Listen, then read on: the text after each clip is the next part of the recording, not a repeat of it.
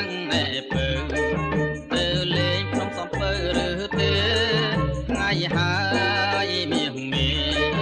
ទៅទេទៅលេងក្នុងសំពើ